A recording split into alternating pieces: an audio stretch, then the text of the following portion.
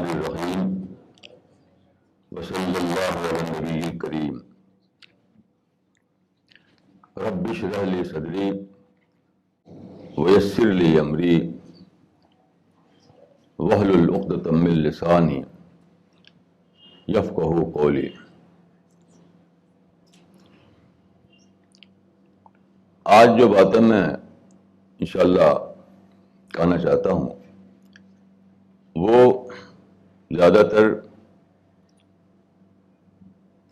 آپ کہہ سکتے ہیں کہ وہ آرٹ آف تھنکنگ سے ہے. آرٹ آف تھنکنگ کوئی سیکولر ورڈ نہیں ہے، وہ عین اسلامک ورڈ ہے. قرآن آپ پڑھیں تو اس میں بار بار تفکر، تدبر، اس طرح کے ورڈس آئیں گے. اس کا مطلب کیا ہے؟ سوچنا سوچنا سوچنا. اسلام سارا کا سارا بیس کرتا ہے سوچنے پر. پہلے آدمی کی سوچ میں اسلام آتا ہے، پھر اس کی لائف میں اسلام آتا ہے. Islam basically Islamization of mind کا نام ہے. Islamization of mind. جو لوگ Islamization of state, Islamization of knowledge, Islamization of culture, Islamization of society, Islamization of government, Islamization of system کے ورڈ بولتے ہیں، یہ سب بالکل نررتھک ہے، نررتھک، میننگ لیس. اصل بات ہے اسلامائزیشن آف مائنڈ. مائنڈ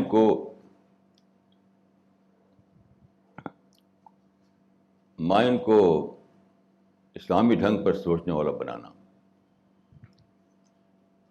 جب تک آپ کا مائنڈ اسلامی ڈھنگ پر نہ سوچے تب تک اسلام کی بگننگ بھی نہیں ہوئی. اس بات کو اچھی طرح یاد رکھیے کہ Islamic revolution begins from mind. کسی اور چیز سے اسلام شروع نہیں ہوتا. یہاں میں آپ کو ایک ایگزامپل دوں گا. ابھی جو ساری دنیا میں مسلمانوں نے ایک بہت بڑا ابھیان چلایا کارٹون کے ایشو کو لے کر، میں سمجھتا ہوں کہ ہمارے رسالہ کا یا ہماری سی پی ایس کی جو ٹیم ہے اس کو چھوڑ کر ساری دنیا اس میں انوالو ہو گئی. صرف سی پی ایس کی ٹیم اس سے الگ رہی. مسٹر مولوی، عالم اور جاہل سب کے سب اس میں انوالو ہیں. تو خیر، اس پر میں پچھلے ہفتے میں نے کچھ باتیں کہی تھیں. آج میں ایک اور بات کہنا چاہوں گا. وہ ہے ایک نیوز آئی ہے ایران سے. ایران میں ایک کارٹونسٹ ہیں، مسلم کارٹونسٹ. تو انہوں نے ڈنمارک کے پیپر میں جو سپتمبر 30، 2005 کو جو کارٹون چھپا تھا، تو اس کے جواب میں انہوں نے ایک اور کارٹون بنایا. اس کارٹون میں دکھایا گیا تھا کہ پرافٹ آف اسلام جب مدینہ میں تھے تو وہاں پر ایک بڑھیا تھی، غالباً ایک جوئش لیڈی تھی. وہ آپ کے سر پر کوڑا ڈال دیتی تھی، گھر کا کوڑا.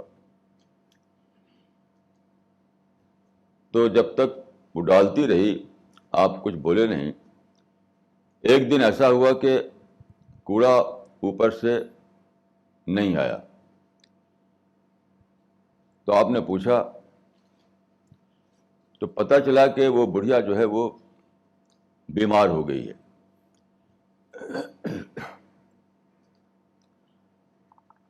تو آپ اس کی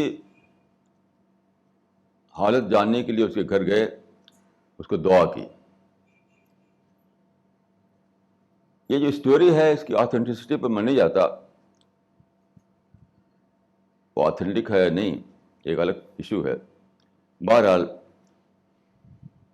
اس اسٹوری کو لے کر آپ پرافٹ کے کریکٹر کو سمجھیے. ایک شاعر نے اسی پر ایک شعر بھی کہا ہے, راہ میں جس نے کانٹے بچھائے, گالی دی پتھر برسائے, اس پر چھڑکی پیار کی شبنم صلی اللہ علیہ وسلم. اب آپ اس کو سوچئے, اس اسٹوری پر سوچئے. اس میں اس اسٹوری کے دو حصے ہیں. ایک ہے اس اولڈ لیڈی کا آپ کے اوپر کوڑا ڈالنا, اور دوسرا ہے اس کا کہ آپ نے اس پر رسپانس کیا دیا. دو الگ الگ پارٹ ہیں اس اسٹوری کے. آپ دیکھیے کہ وہ بڑھیا, وہ لیڈی مدینے میں آپ کے سر پر کوڑا ڈالتی ہے, جہاں آپ ہیڈ آف دا اسٹیٹ تھے. مدینے میں آپ جانتے ہیں کہ اسلام کی پہلی سٹی اسٹیٹ بنی اور پرافٹ خود اس کے ہیڈ تھے. تو ہیڈ آف دا اسٹیٹ پر کوڑا ڈال رہی ہے اکارڈنگ ٹو دا اسٹوری, اور اس پر نہ تو پرافٹ یہ کہتے ہیں کہ اس کو پکڑ کر مارو, اس کو جیل میں بند کرو, اور نہ آپ کے کمپینین, جبکہ سارا مدینہ 99% اسلام کے فولڈ میں آ چکا تھا. تو نہ تو جو مسلمس تھے وہاں پر وہ اس پر کوئی پروسیشن نکالتے, نہ کوئی اس کے خلاف کوئی اور کارروائی کرتے. البتہ جس دن وہ نہیں ڈال پاتی تو جا کر اس کو دعا کرتے ہیں اس کے لیے. اس میں کیا بات نکلی؟ اسلام میں اصل امپورٹنس ایکشن کی نہیں ہے, ری ایکشن کی ہے. اس طرح کے واقعے میں آپ نے رسپانس کیا دیا, یہ اصل اس کی امپورٹنس ہے. دوسرے نے کیا کیا اس کی امپورٹنس نہیں ہے. یعنی دوسرے لوگ تو کوڑا ڈالیں گے, جب تک دوسرا کوڑا ڈال رہا ہے آپ کو کسی ایکشن کا حکم نہیں دیا گیا, بلکہ یہ دیا گیا کہ تمہارا رسپانس ہونا چاہیے پازیٹیو. یہ اس کے لیے دعا کرنا, ٹالریٹ کرنا, صبر کرنا, یہ ہونا چاہیے. تو کیا ایک یہ ہے کہ انسان کوڑا ڈالے گا, دوسری بات اس سے یہ نکلتی ہے کہ آپ اسلامک کریکٹر یہ ہے کہ پھر بھی آپ پیشنس پر قائم رہیں, ٹالریٹ کریں, اگنور کریں, اور اس کے لیے دل میں آپ کے برائی بھی نہ آئے, کیونکہ دل میں اگر برائی ہوتی تو رسول اللہ جا کر اس کے دعا نہ کرتے. یہ ہے اسلام کا کریکٹر. دوسروں کے کریکٹر کے ریئیکشن میں اسلام کا کریکٹر نہیں بنتا. دوسرے کوڑا ڈالیں تو آپ غصہ ہو جائیں, دوسرے کارٹون چھاپیں تو آپ پروسیجر نکالیں, دوسرے کوئی برائی کریں تو آپ وائلنس پہ اتر آئیں. یہ اسلام کا کریکٹر نہیں ہے. اس سے یہ بات نکلتی ہے. اگرچہ کارٹونسٹ نے یہ لکھا نہیں اس کے اندر, اس پوائنٹ کو کارٹونسٹ نے فلیش نہیں کیا, ادھر سمپلی ایک اسٹوری بتا دی وہاں پر. لیکن جو نکلتا ہے اس میں سے یہ نکلتا ہے کہ مسلم کا رسپانس نگیٹو نہیں ہونا چاہیے, بلکہ مسلم کا رسپانس پازیٹیو ہونا چاہیے. اب سوچیں کہ ایسا کیوں ہے؟ یہ کوئی پیسیوٹی نہیں ہے, یہ کوئی بزدلی نہیں ہے, یہ کوئی ان ایکشن نہیں ہے. یہ سب سے بڑا ایکشن ہے. وہ کیا؟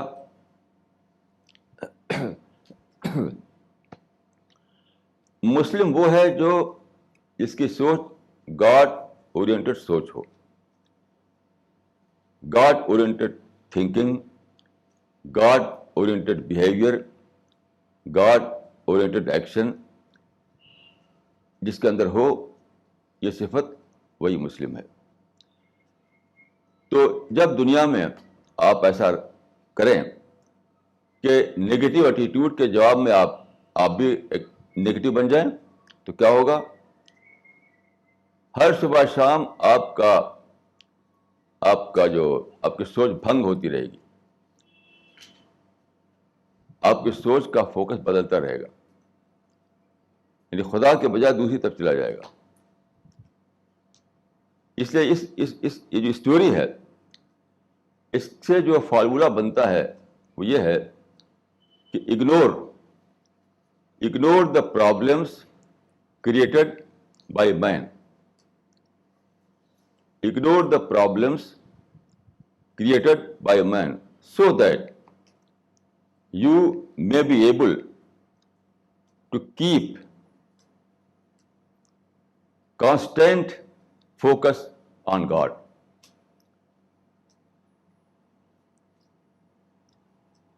یعنی انسان کے پھیلائے ہوئے سمسیائیں, انسان کے پھیلائے ہوئے پرابلم پر اگنور کرو, تاکہ خدا پر تمہارا کانسٹینٹ فوکس جو ہے جاری رہے, وہ ادھر ادھر ہٹنے نہ پائے. تو خدا والا بننے کی پرائس ہے جو دنیا میں آپ کو دینی پڑتی ہے.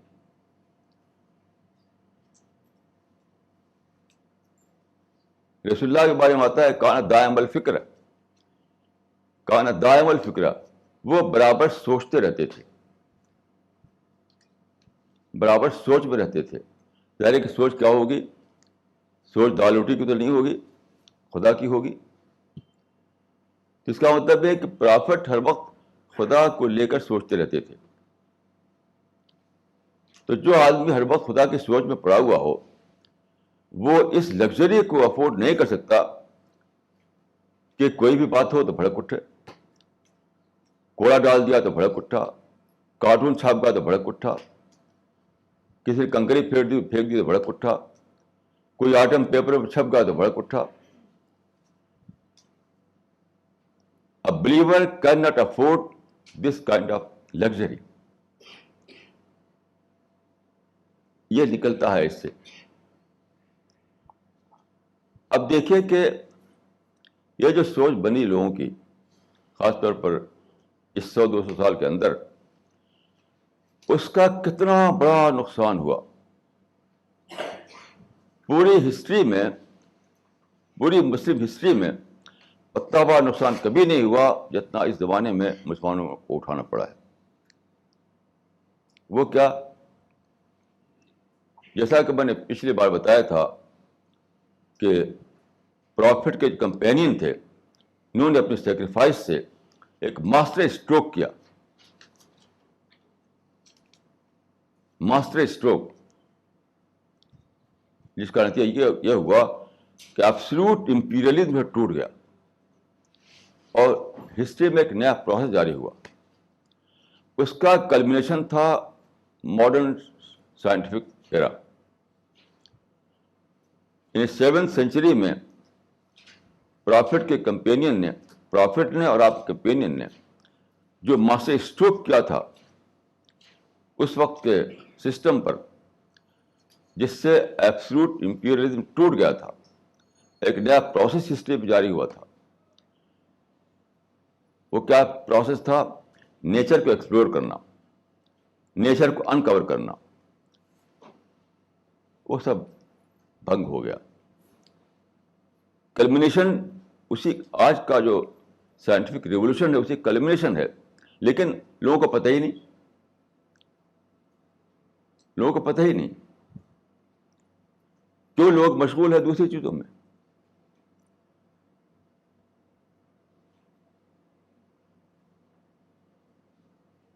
جب آپ مشغول ہوں دوسری چیزوں میں تو اصل پوائنٹ آپ کی نگاہ سے ہٹ جائے گا. یہ بات جو میں کہہ رہا ہوں, دیکھیے قرآن کی چیپٹر نمبر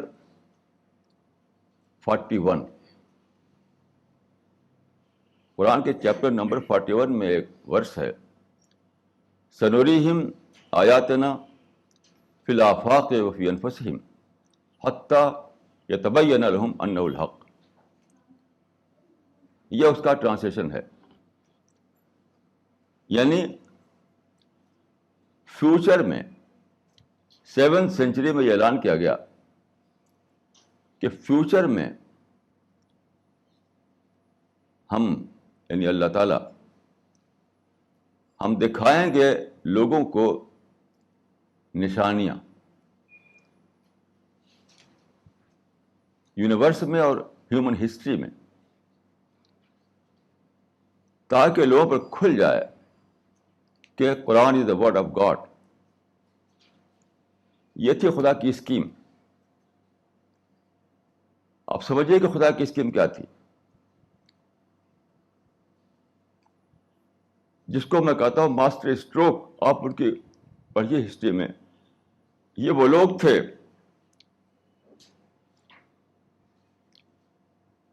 جن کی سیکریفائس کا یہ حال تھا کہ ہسٹری میں کوئی دوسری مثال نہیں. انہوں نے اپنی جان کو جان نہیں سمجھا، اپنے مال کو مال نہیں سمجھا، اپنے بیٹا بیٹی کو بیٹا بیٹی نہیں سمجھا، اپنے گھر کو گھر نہیں سمجھا. سب کچھ لٹا کر انہوں نے ایک سیکریفائس دی.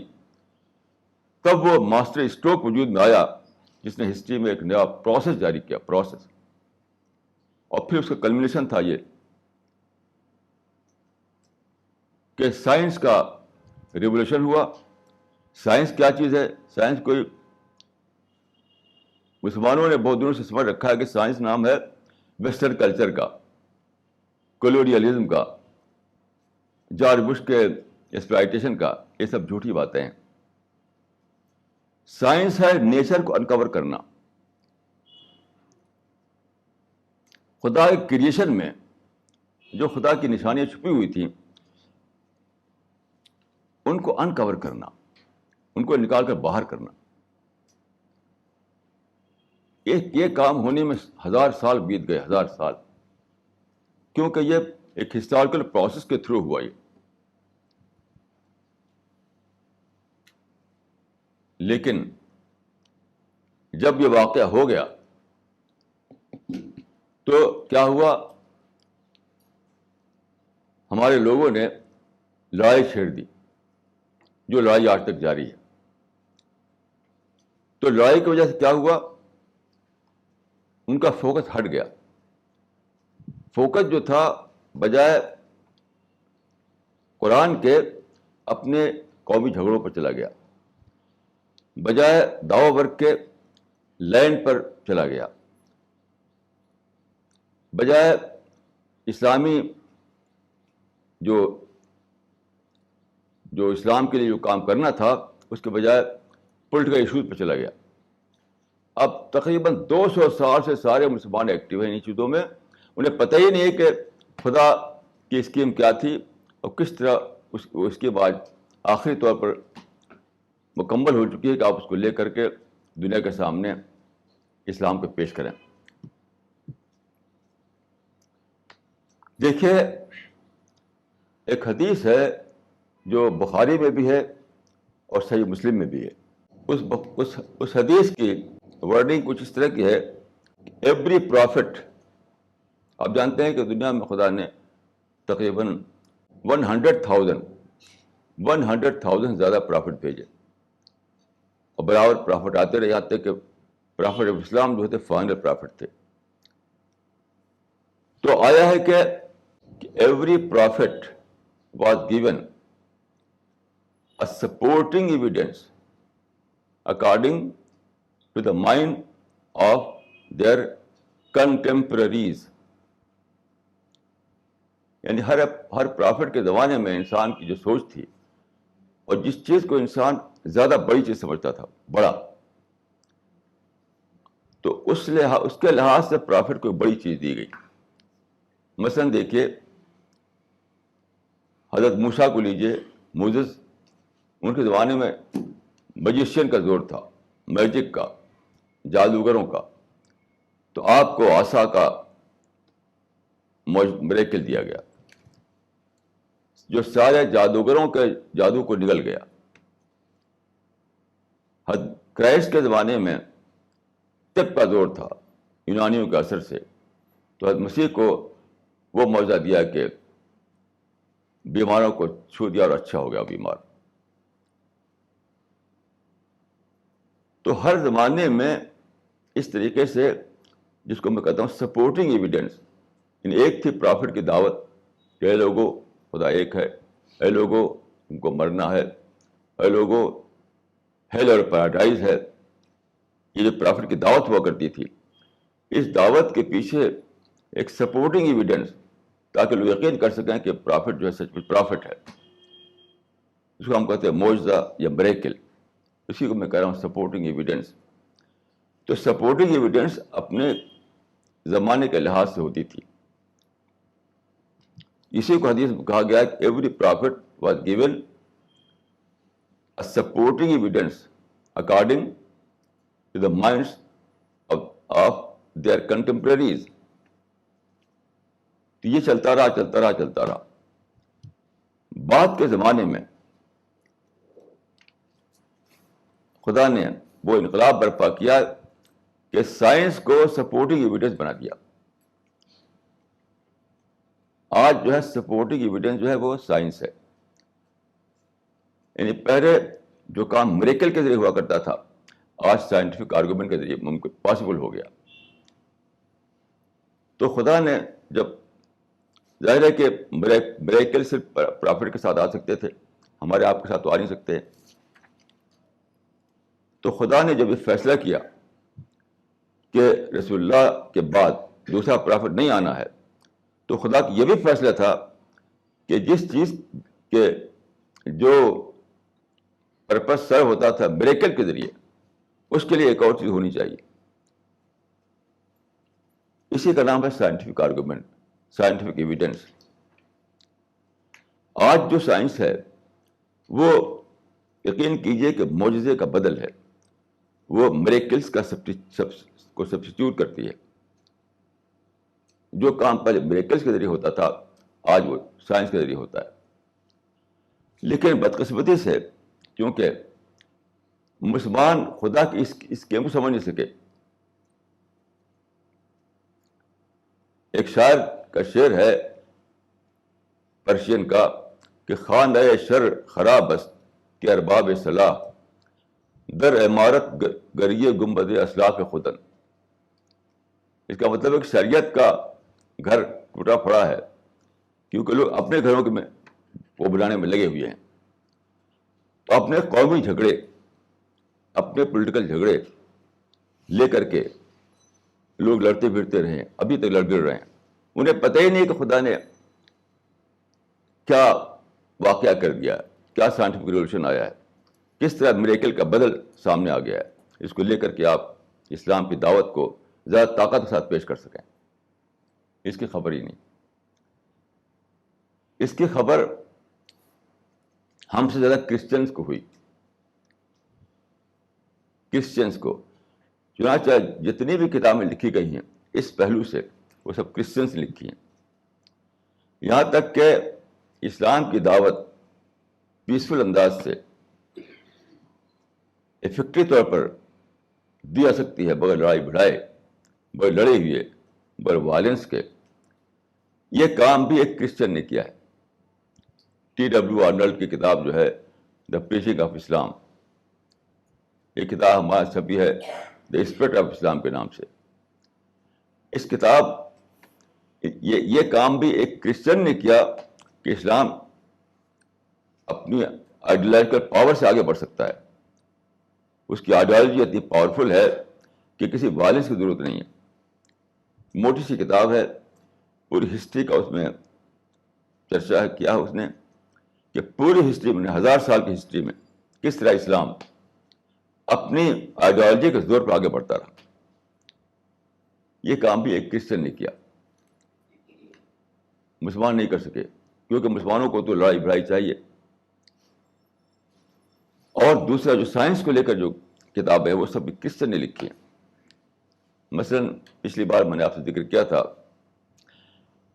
کہ ایک کتاب ہے جو کرسچن نے لکھی ہے، nature and science speak about God. Nature and science speak about God. اس طرح سے ایک کتاب ہے, اس میں 50 سائنٹسٹ کے آرٹیکل شامل کیے گئے ہیں, 50 سائنٹسٹ. اس کا نام ہے دا evidence of God in an expanding universe. ایسا ایک موٹی سی کتاب چھپی ہے ایک سائنٹسٹ کی, اس کا نام ہے دا انٹیلیجنٹ یونیورس. اس میں یہ تو نہیں کرتا کہ انٹیلیجنٹ گاڈ, لیکن یونیورس کو کہہ کر کے وہ گاڈ کا اعتراف کر رہا ہے. The intelligent universe. ایسے ہی ایک کتاب جو میں نے پچھلی بار کہا تھا کہ بہت ہی عمدہ کتاب ہے وہ, اس کا ٹائٹل تو یہ تھا کہ man does not stand alone. Arabic ترجمہ جو اس کا ہوا بہت اچھا, اس کا ٹائٹل بدل کر کیا انہوں نے کہ اللہ یتجلی فی عصر العلم, glory of God in modern science. اللہ یتجلی فی عصر العلم. یہ ساری کتابیں کس نے لکھی ہیں؟ کرسچن نے لکھی ہیں. کیوں؟ مسلمانوں کو فرصت ہی نہیں ہے لڑنے بڑھنے سے. تو خدا کی اسکیم کا دیکھیے, خدا کی اسکیم سے بے خبر ہے. ایک حدیث آتی ہے, ایک حدیث میں ہے کہ کسان یا فارمر کے پاس آپ جانتے ہیں کہ بیل ہوتے ہیں, تو اس میں ہے حدیث میں کہ کسان اپنے بیل کو کبھی اندر باندھتا ہے, کبھی باہر باندھتا ہے, دھوپ میں کبھی باندھتا ہے, کبھی اندر شیلٹر کے باندھتا ہے. تو اس بیل کو پتا نہیں کہ کیوں یہاں باندھا, کیوں وہاں باندھا, اس کو کچھ پتا نہیں. لیکن مومن کو پتا ہو جاتا ہے. مومن جو ہے وہ خدا کے یاد میں جیتا ہے, خدا کا انسپریشن ملتا رہتا ہے اس کو, تو جان لیتا ہے خدا نے مجھے یہاں کیوں باندھا, وہاں کیوں باندھا. اب آپ اس حدیث کی روشنی میں دیکھیے کہ خدا نے جو ریولیوشن پیدا کیا تھا, سائنٹیفک ریولیوشن, اس سے ہم بے خبر رہے, تو ہم جسٹ لائک اینیمل بن گئے. خدا نے ہم کو پہنچایا سائنٹیفک ایرا میں, لیکن ہم اس کی خبر ہی نہیں, ہم ابھی بھی لڑنے بھیڑنے کے ایرا میں جی رہے ہیں. تو یہ حالت ہے. یہاں میں ایک بات آپ سے عرض کروں گا کہ جب یہ سائنس کا دور آیا تو خاص طور پر 2 ایسے چیزیں ہوئیں جس سے لوگوں کا مائنڈ نگیٹو ہو گیا ریلیجن کو لے کر. ریلیجن کو لے کر لوگوں کا مائنڈ, دنیا کا مائنڈ نگیٹو ہو گیا. اس میں سب سے پہلی غلطی خود کرسچن نے کی. جب رینیساں ہوا 16 سینچری میں, تو یورپ میں ڈومینیشن تھا پوپ کا, یعنی کرسچنس کا. تو کیا ہوا, یہ لوگ لڑ گئے سائنسدانوں سے. یعنی پہلے اگرچہ اب انہوں نے اپنی غلطی کو کریکٹ کر لیا ہے کرسچن نے, اب ایسا نہیں کرتے ہیں وہ. ابھی کتابیں لکھ رہے تھے کہ میں نے آپ سے عرض کیا, آپ یعنی بہت جلد انہوں نے اپنی غلطی کو سمجھ لیا, انٹراسپیکشن کیا, اور وہ یو ٹرن لے لیا. ہم ابھی تک یو ٹرن نہیں لے سکے, مسلمان اب تک یو ٹرن نہیں لے سکے, کرسچن نے یو ٹرن لے لیا. تو کیا ہوا دیکھیے, 16 سینچری میں جو رینیساں آیا تھا, اور پھر جو سائنس کے ڈسکوریز ہوئیں, تو اس وقت پوپ کا ڈومینیشن تھا پورے یورپ پر. ان لوگوں نے سمجھا کہ یہ کرسچینٹی کے خلاف ہے, یعنی سائنٹیفک ریولیوشن جو ہے کرسچینٹی کے خلاف ہے. چنانچہ انہوں نے بہت زبردست طریقے سے اس کو کرش کرنا شروع کیا. آپ جانتے ہیں کچھ لوگ جلا دیے گئے, کچھ لوگ پھانسی دے دی گئی, کچھ گھروں بند کر دیا گیا. یہ کیوں ایسا ہوا؟ تو اس کی ایک ڈیٹیلڈ ہسٹری آپ پڑھنا چاہیں اگر, تو امریکہ کا پروفیسر جان ولیم ڈریپر کی بک ہے the history of the conflict of religion and science. The history of the history of the conflict of religion and science. John William Draper کی کتاب ہے. یہ چھپی ہے 1874 میں, 1874 میں. اس کتاب میں وہ کہتا ہے کہ ریلیجن اور سائنس میں ٹکراؤ کی بات کرتا ہے. حالانکہ وہ ٹکراؤ جو تھا وہ that was not between religion and science, that was between religion, that was between science and Christianity. Religion as such سے کوئی ٹکراؤ نہیں تھا, وہ کرسچینٹی سے ٹکراؤ تھا. لیکن انہوں نے یہ نہیں کہا کہ conflict between Christianity and science, بلکہ یہ کہہ دیا conflict between science and religion. وہ کیسے؟ دیکھیے, ہوا یہ کہ کرسچینٹی میں یعنی مطلب کہ چرچ نے ایسے بلیف بنا لیے تھے, غلط بلیف, جس کا تعلق ریلیجن سے نہیں تھا, خدا کے دین سے نہیں تھا. حضرت مسیح نے وہ باتیں نہیں کہی تھیں, حضرت موسیٰ نے وہ باتیں نہیں کہی تھیں, چرچ نے بنا لیا, اور وہ ان کے نزدیک کرسچینٹی بن گئی. میں ایک ایگزامپل دیتا ہوں سمجھنے کے لیے. دیکھیے, گریس میں دو بڑے سائنٹسٹ تھے. ایک ہی ٹائم میں دو تھیوری پیش کی گئی. ایک وہ یعنی اس کے سولر سسٹم کے بارے میں, سولر سسٹم کے بارے میں. سوال یہ تھا کہ زمین جو ہے وہ بیچ میں ہے اور سورج چاروں طرف سے گھوم رہا ہے, یا سورج بیچ میں ہے اور زمین کے گرد گھوم رہی ہے. اس کو کہتے ہیں جیو سینٹرک تھیوری اور ہیلیو سینٹرک تھیوری. یعنی زمین مرکزی نظریہ جو ہے اسے کہتے ہیں جیو سینٹرک تھیوری, اور سورج مرکزی نظریہ کو کہتے ہیں ہیلیو سینٹرک تھیوری. تو دونوں تھیوری پیش کی گئی تھی گریس میں, یونان میں. تو کیا ہوا کہ کرسچنڈم جو تھا, یعنی کرسچن جو دنیا تھی, اس نے اڈاپٹ کر لیا زمین مرکزی نظریے کو, یعنی جیو سینٹرک تھیوری کو. کیوں؟ ان کا کہنا یہ تھا, ان کا ماننا یہ تھا کہ یہ جو ارتھ ہے, پلانٹ ارتھ, یہ زمین, تو یہ یونیورس کا سب سے بڑا ڈرامہ یہی ہوا ہے. پوری جو ہسٹری آف یونیورس ہے اس کا سب سے بڑا ڈرامہ ہی ہوا. وہ کون سا ڈرامہ؟ کرائسٹ کو کروسیفائی کرنا. کیونکہ ان کا جو ماننا ہے اس کو کہتے ہیں اٹونمنٹ کا, جو اٹونمنٹ کا جو ان کی تھیوری ہے کہ کرائسٹ جو تھے, تھیوری کا مطلب یہ ہے کہ سارا انسان آدم کے بعد سن میں پڑ گیا, گناہ گار ہو گیا. سارے انسان آدم سے لے کر اب تک. تو انسانوں کو سن سے نکالنے کے لیے خدا نے اپنا بیٹا بھیجا. وہ بیٹا جو ہے سولی پر چڑھا, اور سولی پر چڑھ کر اپنی جان دے دی, نعوذ باللہ. تو سارے انسانوں کو گناہ ہٹا اس کی وجہ سے. اس کو کہتے ہیں اٹونمنٹ. تو ان کے نزدیک یہ سب سے بڑا ڈیوائن ڈرامہ تھا جو زمین پر ہوا. تو وہ کہتے تھے کہ پھر زمین ہی کو سینٹر ہونا چاہیے, یعنی خدا کے سب سے بڑا ڈرامہ جہاں ہوا ہو وہی سینٹر بنے گا. وہ سیٹلائٹ نہیں ہو سکتی, کیونکہ ہیلیو سینٹرک تھیوری میں زمین سیٹلائٹ بن رہی تھی, سورج کے گرد گھوم رہی تھی, تو وہ سیٹلائٹ ہو گئی. تو ان کا ماننا تھا کہ نہیں, سورج کو سیٹلائٹ ہونا چاہیے اور زمین کو سینٹر میں ہونا چاہیے.